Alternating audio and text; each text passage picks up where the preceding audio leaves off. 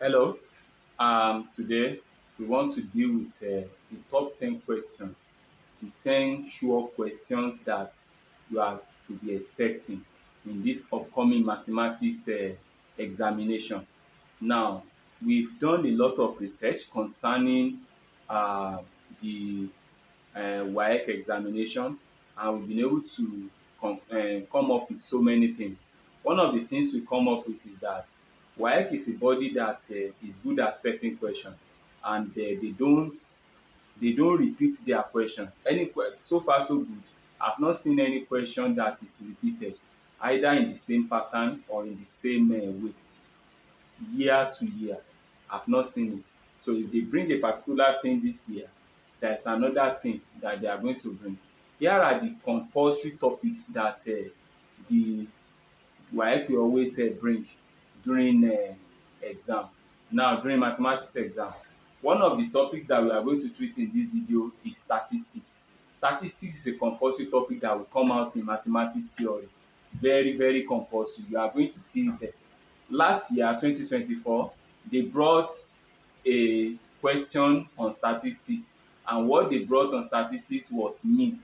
It was mean question. It was about mean. You can check your past question. You will see that the only question they brought in statistics is mean, and that mean is from an ungrouped data. So definitely waec will never give us mean this year again. If they are going to give us any topic, it's going to come from measure of dispersion and measure of partition. It's not going to come from measure of central tendency anymore. They are not going to give us any topic that is from that topic. And they gave us on data last year. They are never going to give us good data this year. So I have prepared a template of the likely topic and the likely question they will ask us in statistics this morning. Thank you. Just follow us on the video. Now, this is a question that I've prepared, this class frequency and class interval. Now, this is the frequency. Let's say this is 3, 4, and 3. Now, this is the type of question that is likely to come out in WAEC this year. Now, the first question they might ask us is to find the mean deviation. They can tell us that we should find the mean deviation. How do I go about this? It is very simple to do. We can say, okay, now we find the mean first. And how do I get the mean? The mean is that I'm going to get the mid value. And how do I go about the mid value? I will add these two together. I will add the first boundary together and the second boundary together. I will now divide by 2. That is the lower interval and the upper interval, sorry, of that class interval. I will add them together and divide it by 2. Now 1 plus 5 is 6, divided by 2 is 3. Now 6 plus 10 is 8, 16, divided by 2 is 8, and this one will be 13. Now this one is known as x. I've taken it as x. Now the next thing to do now is to get fx. That is, I'm going to multiply this frequency with this, and that would be what? 9. This one 32, and this is 39. Now if that is the case, I will need to add this value now together. Now 9 plus 32, that's 41. 41 plus 39, that is 80. Now this is the total frequency. The total thing here is 10. Now the first thing to do to get mean deviation is to firstly determine the mean of the distribution. Now I've got my fx and I've got my f. Now to get the mean now, mean is equal to EFS, summation of fx over EF, which is what? 80 over 10. And that's what the mean of this distribution is 8. So I've got my mean. Now to go for standard deviation, it is very simple. I will now look for this mean. Mean is always represented as x bar. So I will find the deviation from the class mid value, x minus x bar modulus. This modulus means that these two lines is known as modulus. Now this means that whatever value we obtain has to be forced to be a positive value. Now let's go. Now 3 minus this 8 will give us what? Minus 5. But because it is modulus, we are going to make it 5. Now 8 minus 8 will give us 0. Now the next thing is to say 13 minus 8 will also give us 5. So our deviation. Now the next thing to do is to find the f and x deviation. We multiply the deviation by f. Now to multiply the deviation by f, what do? We now say 3 times 5, that's what? 15. 4 times 0, that's 0. Now 3 times 5 again, that's 15. Now we are going to add this again together. And how do we go about this? We say 30. Now to get our mean deviation, we are going to say that is what? The total value here, EF x minus x bar over EF, which is what? 30 over 10, which is what? 3. So the mean deviation in this case is 3.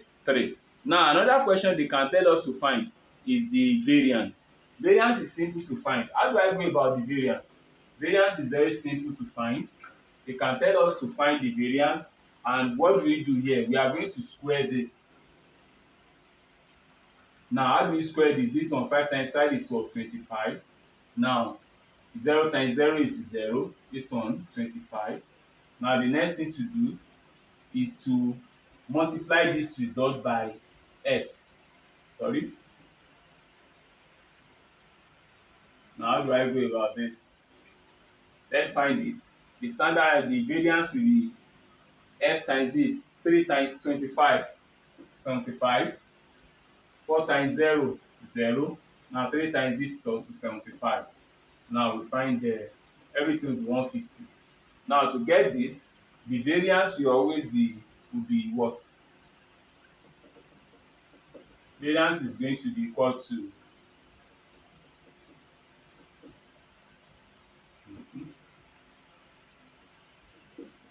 and that's what let's go about it. This one will be 150 over 10. That means the variance is what? 150. So the variance in this case is 150.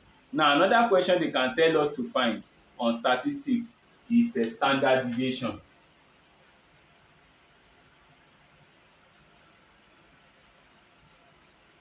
Standard deviation, and that is the root of variance,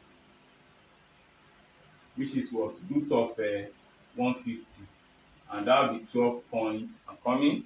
Let me get a calculator. The answer is 12.2 approximately. The original answer is 12.24, so approximately 12.2.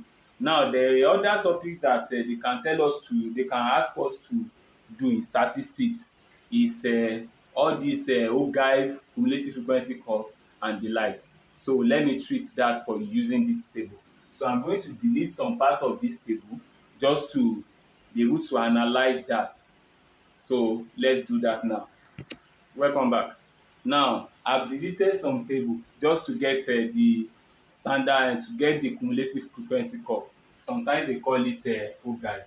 Now how do I go about the OGAIF? It's very simple to handle too. Now the first thing I'm going to do here is to look for the class boundary. Class boundary is different from mid value. That was what we did the other time. That is, you add the two boundaries by 2, and you add it together and divide it by 2. Now let's quickly find the class boundary. Now the lower boundary here is 1 and the upper boundary here is 5. Now to get the class boundary, the fastest way is to do it like this. Subtract the lower boundary by subtract 0.5 from the lower boundary and add that 0.5 to the upper boundary. That's what you do throughout. So 1 minus 0.5 will be 0.5. This one 5.5, I've added it. 5.5 to 10.5. Now 10.5 to 15.5. Then 15.5 to 20.5. Ash. 20.5 to 25.5. Then 25.5 to 30.5. So I've made the boundary now. I've made the boundary. So the boundary is done now. You subtract the 0.5 from the lower class boundary and from lower class interval, and you now add that 0.5 to the upper class interval. Now the next thing to do now is to find the cumulative frequency. The cumulative frequency is easy to find here. And how do you do that? This is the first frequency 3. You add the previous one to the next, which is 3 plus 4, that's 7. Now this 7 now, you add it to the next frequency, which is what? 3, and that will be 10. This 10, you add it to 2, which is 12. This 12, you add it to 5, which is 17. And this one will be 20. So that's it. Now, to find the cumulative frequency now, we are going to plot this cumulative frequency against the class boundary. So the class this is the cumulative frequency, this is the boundary. Now to get this, we can now say, okay, what is there? We are going to make our value. The 20 is the maximum value here. So I can say 5, 10, 15, and 20. I'm not drawing to scale, don't mind me. The next one is 0.5. 0.5. Now 5.5, 10.5, 15.5, 20.5, 25.5, and the what? 30.5. Now the first point, the first is 0.5. We are going to mark the line like this. Now you now start with this one. You are going to be making use of the upper class boundary to plot your tables. Now at 5.5 you are having 3. So at 5.5 you are going to have your point somewhere here. Now at 10.5 you are having 7. So you are having it somewhere around this place. Now at 15.5 you are having 10. Now at 15.5 you are having it somewhere around here. At 20.5 you are having it at 12. So you are having it around here. Now at 25.5 you are having it at 17. Okay, coming. Oh, okay. Now at 25.5 you are having it at what?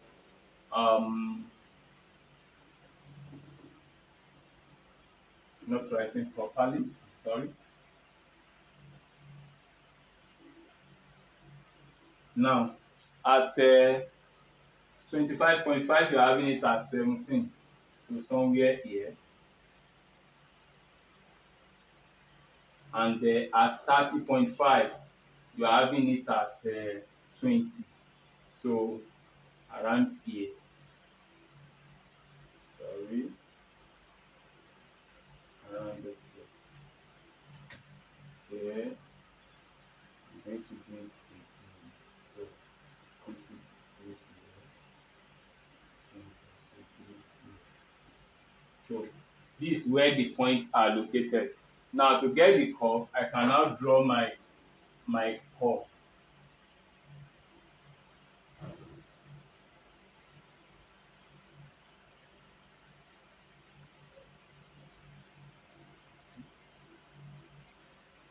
Sorry. Now this is how our guide looks like. So it's going to curve like that. Though the ideal one you will be more better than this. So this is just a structured question. So this is how our cumulative frequency looks like and curve looks like. Now what can they ask us in this? They can ask us the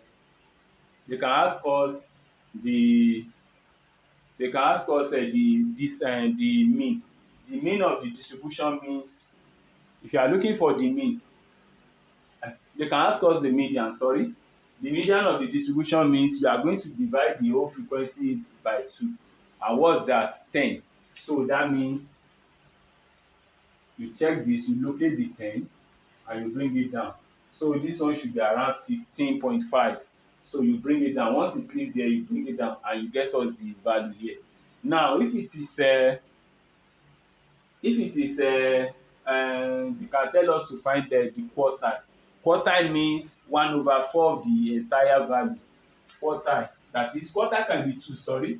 You can have the lower quartile, which is 1/4, and the upper quartile, which is 3/4 of the entire value. Now the 1/4 means 1/4 of the entire value. What's 1/4 here of 20? That's 5. So you locate the 5 here and you find the value. What I'm having here should be around 9. What I'm having here should be around 9. Now let's go for the upper quartile. Upper quartile is 3/4 times 20. Now you take that will be 15. You take that value and they will bring it down. So whatever value you get on the horizontal axis is your value. Now let's go for they can also ask us about the interquartile range.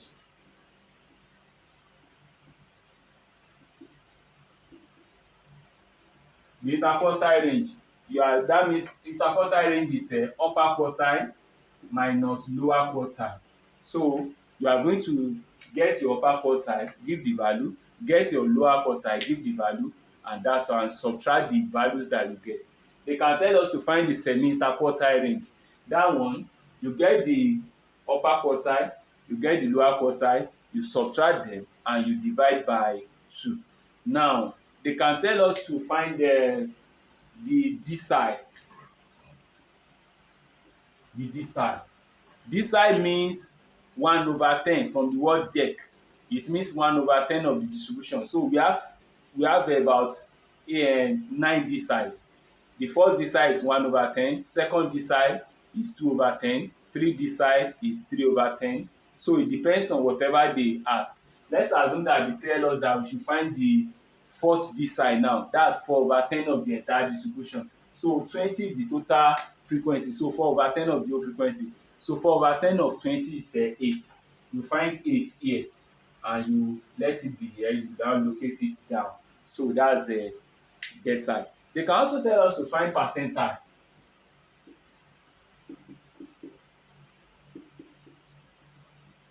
Percentile is 1/100 of the entire frequency.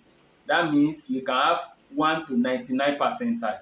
So 1 percentile is 1/100, 20 percentile is 20/100, and say 35 percentile is 35/100. So depending on what they tell us, you just say over 100 times the total frequency and you just locate them and bring it down just the same manner. Then another thing that they can bring up is I don't think they will bring that. That's pie chart and bar chart. It's too cheap for them to bring. I don't think they will bring that. But if they bring it, you can go and learn that. It's the video will not cover it. I want to make it a 20-minute video. Then another thing they can also bring is histogram. You can go and learn all these pie charts, bar charts, and histogram. That will be all for today. Thank you so much. Please share to your friends, and I'll be releasing the remaining 9 topics. Like I told you, it is 10 surest topic that WAEC usually bring. And with this video, I've covered the likely thing that they can set for you this year in statistics. So all you just the extra work that you just do for me is to go and learn histogram, learn pie chart and bar chart. Then with this little one that I taught, I believe they are going to bring this. So thank you so much. Share it to your friend. Subscribe for more videos, and click the notification immediately. You'll be notified immediately that I drop the video. Thank you.